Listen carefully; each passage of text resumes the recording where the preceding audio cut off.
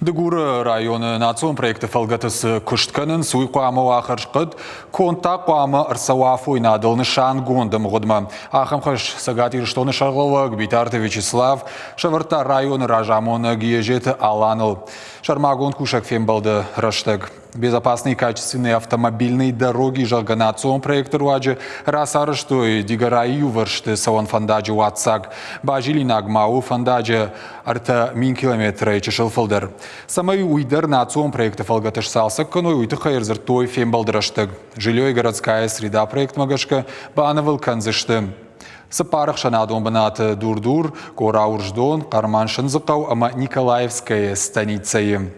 Бынаттон сарджитан шаражзыштан сон вадат фалладу азам бынатты. Питарты Вячеславма бабаркутта ежет аланын коронавирусы нахмамазалты дартыр хыштканын санитарун эпидемиологон домантын зуапкут даттой авто.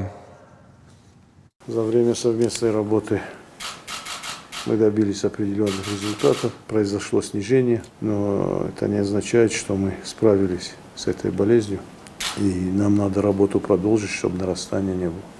Поэтому обращаюсь к вам еще раз с тем, чтобы совместно с Роспотребнадзором осуществляли контроль за исполнением масочного режима в местах массового пребывания граждан. Это магазины, и особо беспокоит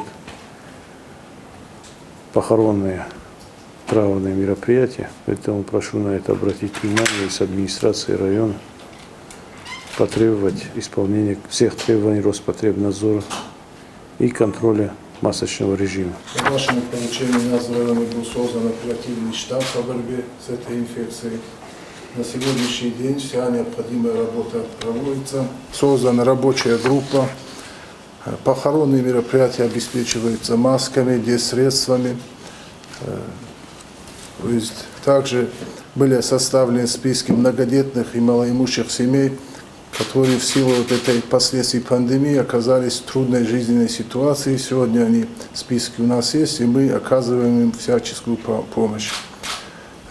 Можно поблагодарить отдельное бизнес-сообщество района, которое нам очень сильно помогло, и более 1500 семей получили благодаря нашим предпринимателям, бизнесменам помощь.